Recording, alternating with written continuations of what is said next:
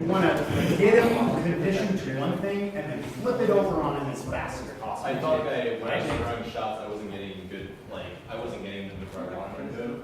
So I kind of gave up on that. Well, right, and that's indicative that he doesn't need to respect it as much because you're doing it the same thing. When you're going backwards, there's really only a few things that, whether you're going to the side or whether you're going back to the other side, there's really only a few things you're going to be able to do unless you come forward, right, and change that momentum.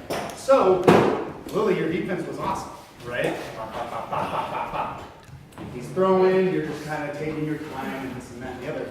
One of the things that I would have really liked to see you do, however, is you threaten to body every single time.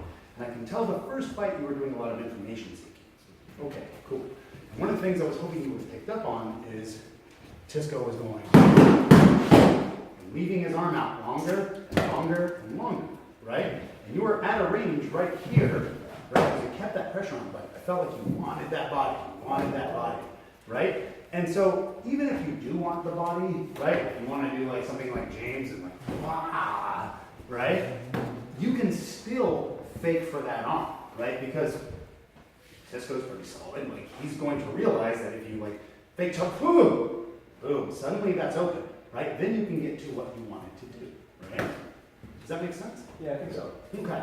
So, in closing thoughts here, I'm going to guess that the fights that y'all had earlier, you're beating him pretty soundly.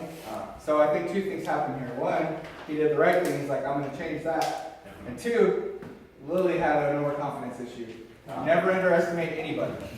Never underestimate anybody. It doesn't matter who you're fighting. Always treat for one, it's just disrespectful, right, to walk up to someone and be like, I don't care about you. You're like, it's not a good way to fight someone. Like, you should be respectful of everyone you're fighting. That's one. And then two, you never know when they're going to make an adjustment, right? It's a prime example. And then now they've changed the game on you, and you haven't changed the game yourself. I think that's like a really good lesson for everyone to learn, which is why we're all watching these fights, right? So we can learn lessons from other people. So don't underestimate. I think we've talked about it before. Yeah, thank you. All right. 2 more. Those mounts.